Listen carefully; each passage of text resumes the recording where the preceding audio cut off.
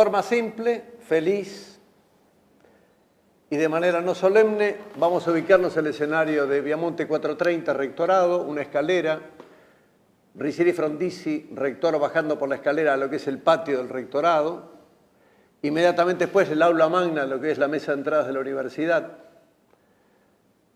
La tercera escena que aparece, estamos en el 57, después de estas dos escenas, la escalera ya no está más, es la imagen de Luis Antonio Arocena, profesor de Historia, entregando diplomas, y Victoria Ocampo sentada como invitada especial, la Fundación Surey al lado. Una escena un poco más tarde, en el año 58, comienzo del 59, es Marcos Victoria, profesor titular de Introducción a la Psicología y director de la carrera, con sede en la calle Ituzaingó, en ese momento en Constitución, en el Laboratorio de Psicología, dando clases con un mapa del cuerpo humano, los músculos, la fisiología del cuerpo. Y una escena final es un cuatrimestre más tarde, a fines del 59, José Blecher, dando frente a un aula llena todo lo que es la primera clase de Introducción a la Psicología. La segunda escena, muchos años más tarde, en el año 66, es José Itzigson, yo terminando mi carrera exactamente en ese momento, dando un discurso como el último director de la carrera de Psicología, o sea, del departamento, que hasta ese momento hubo departamentos, después desaparecieron, un rato antes o un tiempo antes de que entre el ejército y la policía y se intervenga la carrera. Estamos frente al golpe de 1966. Todo el mundo de pie, el aula de Independencia, no el aula, el patio de Independencia lleno de gente, y Itzigson dando el discurso. Yo recuerdo que trabajaba a la mañana en el departamento de orientación, siendo una estudiante que recién me iniciaba. A la tarde cursaba, estudiaba, cursaba, a la noche también, ¿no? Así que era, digamos, una jornada, digamos, realmente muy ocupada con el tema del estudio, del trabajo. Recuerdo también haber participado en programas de extensión, además, que hacía la facultad, pero todo era hecho con mucho entusiasmo y además con el sentimiento de que teníamos que crear, que inventar, que averiguar, que informarnos, que pedir ayuda con los que, bueno, sabían más de eso porque no se sabía bien cómo se hacía eso y que había espacios que uno tenía que ocupar, que no había otros que los podían ocupar y que había que hacerlo lo mejor que se pudiera, digamos, era algo así, ¿no?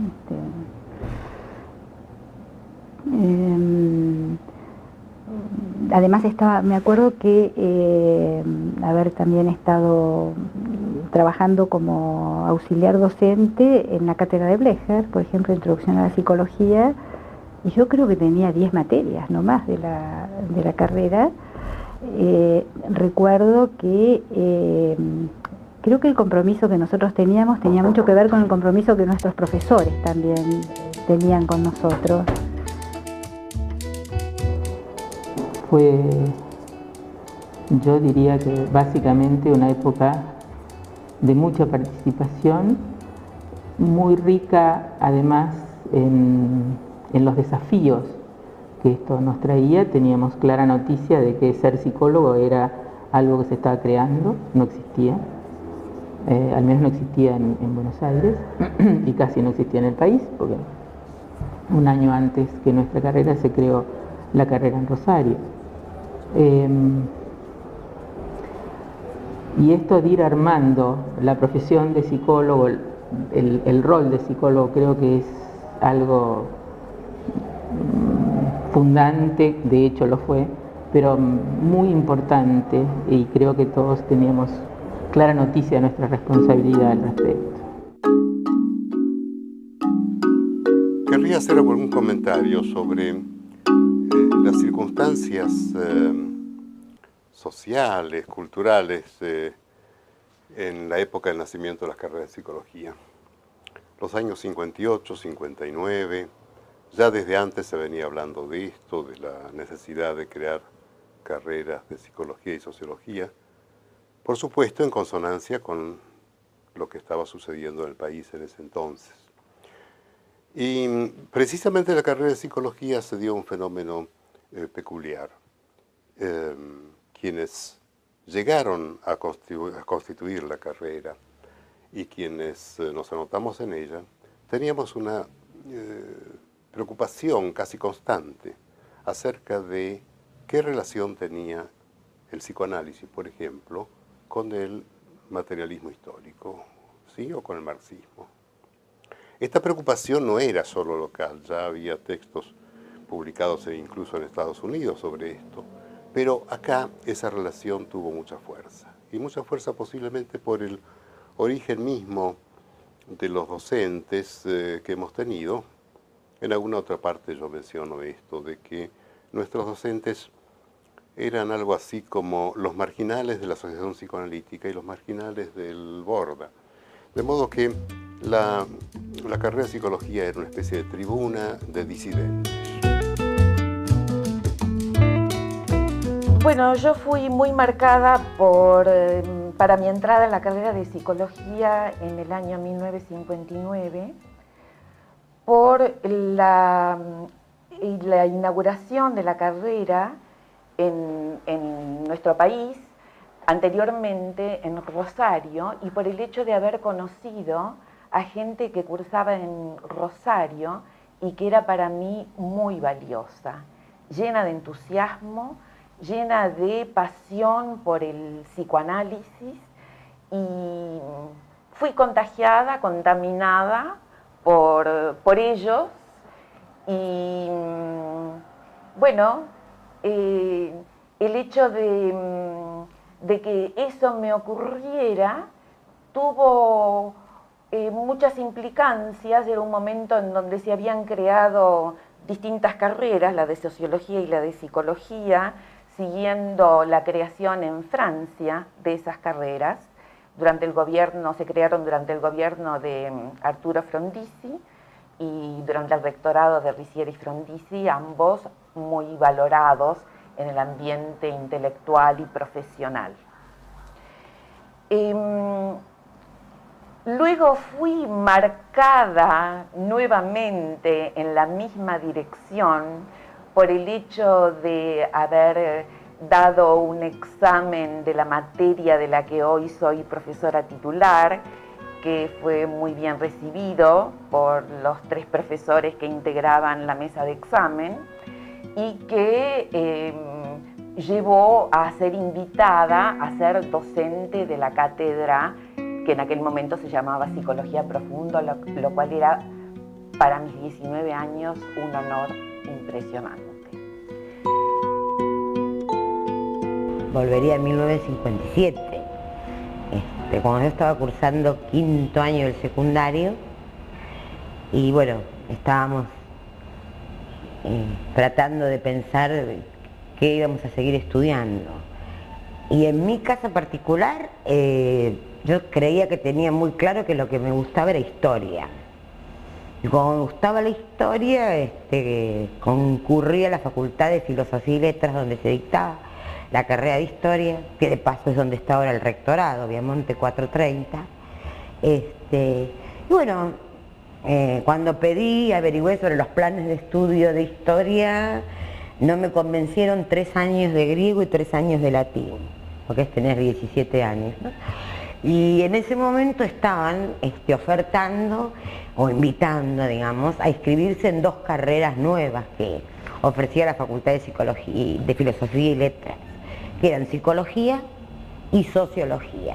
Bueno, para hacerlo un poco más breve, volví a mi casa, me puse a pensar y bueno, sintéticamente dije, bueno, en vez de estudiar la historia de la humanidad, los procesos históricos, puede ser interesante esto de una disciplina que lo que estudia es la historia de cómo se construye la persona humana, y ese es un poco digamos, el origen de mi inscripción en la carrera de psicología, que sí la comencé, dimos un curso de ingreso, había curso de ingreso en esa época, y empecé en marzo del 58. Íbamos, las primeras clases, yo recuerdo Viamonte, ahora cada vez que me toca ir al rectorado, siento como una cosa media ambivalente, ¿no? Es decir, está lindo el rectorado, pero por otro lado yo tengo la sensación de que ese era el lugar nuestro. Es decir, en realidad nosotros empezamos en Viamonte y luego en la mitad de la carrera, Psicología y Sociología, nos trasladaron al famoso edificio de Florida, 656. Estaba de un lado la carrera de psicología y del otro lado sociología. Y yo me recibí en Florida. O sea, yo nunca, como alumna, nunca di clase en otro lugar que no fuera Obviamonte o Florida. Digo, los estudiantes tuvimos una responsabilidad considerable. Por empezar, éramos prácticamente los que buscábamos a los profesores que nos enseñaran. Salíamos a la búsqueda de personas en la comunidad profesional de Buenos Aires y aledaños y tratábamos de atraer a la facultad a la gente más esclarecida, a la gente más estudiosa, a la gente más democrática, a la gente que entendiera qué era eso del cogobierno después de años de no haberlo tenido. Tengo el recuerdo de muchos profesores de aquellos años, los que ya nombré: Buterman, Telmarreca, Bernstein, Nicolás Tabela, en fin, no sería muy larga la lista. Y tengo recuerdos simpáticos de aquellos años. Recuerdo, por ejemplo, que cuando me tocó rendir psicología social con el profesor Enrique Buterman, solía hacer chistes en los exámenes, no con un espíritu sádico, sino más bien poniendo en práctica un humor muy sutil que a él le gustaba desarrollar, digamos. Entonces él le preguntaba a los estudiantes, y yo me había enterado, les dibujaba en un papel para interrogarlos acerca de la teoría del campo de Kurt Lewin, les dibujaba en un papel un círculo y lo llenaba de cruces al círculo, lo cual desde el punto de vista de las representaciones topológicas de Kurt Lewin era absolutamente impenetrable, por cuanto no se entendía que era eso lleno de cruces. Entonces me acuerdo que en el examen me pregunta, dígame Aníbal, porque me trataba de Aníbal, dígame Aníbal, en términos de la teoría de Kurt Lewin, ¿qué representa esto? Entonces yo le dije, mire profesor Buterman, yo sé que usted tiene la costumbre de decir que esto representa en la teoría de Kurt Lewin un cementerio. Yo me voy a permitir corregir su teoría y voy a ser más preciso y más consecuente con las ideas de Kurt Lewin. Desde ahora le propongo que lo denomine que esto es un campo santo. En términos lewinianos es más razonable hablar de un campo santo que de un cementerio. Se enojó muchísimo. Bueno, una de las cosas que recuerdo con más afecto es el clima de estudio que existía entre todos los compañeros, la curiosidad intelectual, el deseo de aprender, el deseo de ir a la biblioteca. Leíamos más libros de los que el profesor nos proponía en las diferentes cátedras e incluso leíamos la bibliografía obligatoria. Nada nos era suficiente para dar la materia de la mejor manera posible. Era realmente un verdadero placer por el estudio y por compartir el aprendizaje. Una de las anécdotas que más me ha quedado grabada fue cuando di Historia de la Psicología con Enrique Buterman. Era la primera vez que se tomaba esa materia y la di en el primer turno. Una vez que di la materia conjuntamente con otros compañeros, Buterman y el resto de la mesa examinadora nos dijeron: esperen un momentito, y nosotros la dábamos regular. Teníamos la gran duda de la nota, no sabíamos qué notas nos habíamos sacado porque no teníamos ningún parámetro de comparación. Tardó unos 10 minutos, era ya en el instituto, en la calle Florida, y Buterman volvió y nos dijo: bueno, por favor acérquense. Nos acercamos, sacó una caja de bombones y nos convidó y nos dijo: tienen todos 10, es la manera de inaugurar esta materia. Realmente aprendíamos en un clima de gran afecto y de gran amor por la enseñanza y por el aprendizaje. Lo otro que me gustaría hablar es de la importancia que tuvo en mi caso y en muchos otros la formación con la profesora Irene Orlando. La profesora Irene Armando era la jefa de entrevistas, era una persona prácticamente autodidacta en cuanto a psicología, forma parte de la generación de los que ejercían la psicología antes que hubiera título de psicólogo. Muy creativa, con mucho sentido, espíritu y formación en investigación.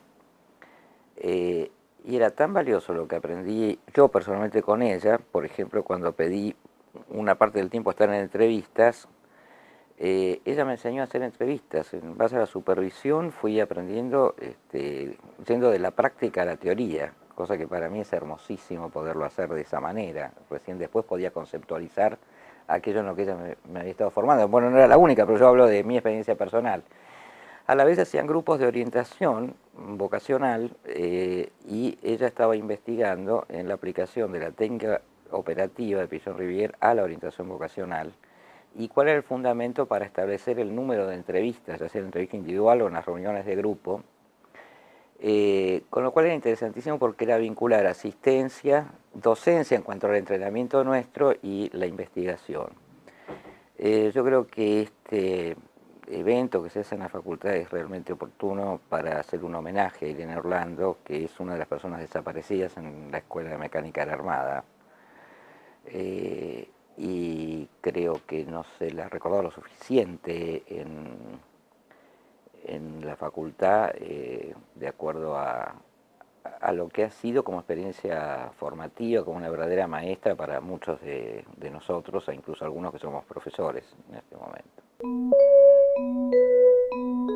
Yo comencé la carrera en el año 1960, si no me equivoco fue la tercera camada, y terminé en el año 64, a mediados del año 64. Tuvo la particularidad muy interesante de que éramos un conjunto de profesores, naturalmente profesionales de larga experiencia y estudiantes en general bastante jóvenes, que todos juntos fuimos construyendo este comienzo de carrera de psicología, y eso llevó a que hubieran naturalmente materias que se fueron construyendo sobre la marcha y docentes que nos fuimos construyendo sobre la marcha. Por eso también muy tempranamente ingresamos a la docencia como auxiliares y tuvimos la oportunidad de profundizar nuestros conocimientos e iniciarnos en cuestiones didácticas tempranamente.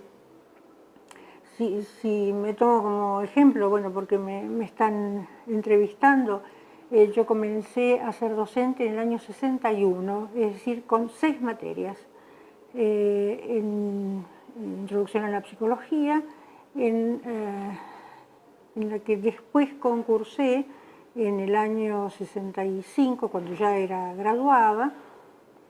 Por lo tanto, gané el concurso de ayudante de primera y tuve la oportunidad de trabajar como docente durante un cuatrimestre, como docente regular durante un cuatrimestre, porque, bueno, lamentablemente, cuando vino la noche de los bastones largos, renunciamos. Me voy a referir a un momento que me parece particularmente importante de la carrera, que efectivamente es el primer gran quiebre institucional del 66, la intervención producida por lo que se llamó la Revolución Argentina. Ya sabemos, mediados de 1966, creo que eso como tal es mucho más conocido por todos, la noche de los bastones largos, etc. Fue un momento de muchas discusiones, asambleas, diálogos para ver cómo había que responder.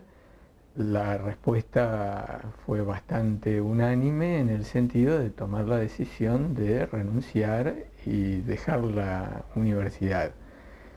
Esto fue lo que definieron fundamentalmente los que eran profesores en ese momento. En el 66 yo hacía apenas 5 años que había iniciado mi carrera docente, era ayudante en psicoanálisis, la cátedra que en aquel momento se llamaba Psicología Profunda. Fueron fundamentalmente los profesores los que tomaron esta decisión de la renuncia y bueno, todos los otros docentes, más bien lo que hicimos fue acompañar y reafirmar esta decisión que se había tomado por los profesores. En realidad tendría que hacer un contrapunto entre dos momentos. Uno, el descubrimiento del mundo intelectual que fue entrar en Filosofía y Letras y su representante principal que fue el Baral Coto, donde todas las carreras de Filosofía y Letras y los recién nacidos Sociología y Psicología nos peleábamos entre nosotros por nuestras diferentes posiciones. Incluyo esto en la gente de Filosofía, etc. Es un lugar que no conocieron ustedes, que era en Viamonte y Florida. De ese bar y toda su vitalidad y descubrimiento y libertad y utopías, etc., el fin súbito fue justamente en el 66, cuando a raíz del golpe militar, en junio, un tiempo después, estando en la facultad y no sabiendo muy bien qué hacer y peleando, etc., a ver qué se hacía frente al golpe, estábamos reunidos con el doctor Lieberman, que era el profesor de psicopatología y toda la cátedra, y apareció la policía por la Puerta de Independencia. Entonces nosotros salimos del aula grande, nunca lo voy a olvidar, en ese momento no pensamos que era lo correcto, porque Lieberman era un caballero, salió el primero y salí yo detrás por la ventana. Lo cuento risueñamente, pero fue el fin de toda una época. Digamos, lo que se abrió en un bar donde todos se encontraban en Viamonte, donde ahora está el rectorado, en Florida, donde estaba el departamento de Psicología y Socio, se cerró con esa escena. Ese andar por la Facultad de Filosofía y Letras y siempre encontrarte o con Borges, por ejemplo, o al cual le escuché clases de literatura inglesa, y Castañino, y Vassallo, y en fin, una serie de personajes que para nosotros eran importantes. Ese es el primer año. El segundo año, me acuerdo, el pasaje o la creación de Florida, y ahí entonces aparece una sensación de lo nuevo, las carreras nuevas, y el vertiginoso crecimiento de nuevas situaciones de investigación, nuevas situaciones que eran de investigación, la creación o por lo menos la aparición de la editorial Paidós y Butelman y Bernstein, que eran los dueños de aquel tiempo, y uno con ese placer de no tener que tocar fotocopias, porque no las había además, íbamos a tocar los libros y si teníamos plata comprábamos los libros de Paidós, que eran lo más para nosotros. Y después, entonces ahí en Florida, la sensación de tener a los profesores y de tener la facultad todo muy cerquita, Viamonte, Florida y el Bar Coto, donde todos girábamos, porque los profesores también estaban ahí. Later estaban ahí después de clase conversando, siguiendo los temas con nosotros. Y la tercera impresión es esa impresión de que éramos un grupo chico y que todos nos conocíamos, todos o casi todos nos conocíamos, nos veíamos todos los días, y no era esa sensación que yo tengo ahora, o que me dicen los chicos, de que no saben quién está atrás de ellos porque, no sé, pasan por tantas comisiones, esa sensación de ser desconocido. Ahí todos nos conocíamos y las comisiones tenían, las comisiones de las materias tenían 8, 9, 12, éramos 12, ¡qué barbaridad! ¿No? Éramos muchos, pero todos aprendíamos y participábamos. Bueno, esa es la facultad que a mí me tocó vivir, creo que con una época del país donde había todo un espíritu también de lo nuevo, la ruptura de estructuras, y que pensábamos que eso iba a tener como una proyección hacia el futuro distinta de la que uno ve ahora, pero no voy a cerrar con una cosa depresiva. Era distinta, simplemente aquella época fue hermosa y la recuerdo muy, muy bien y con muchos gratos e importantes recuerdos.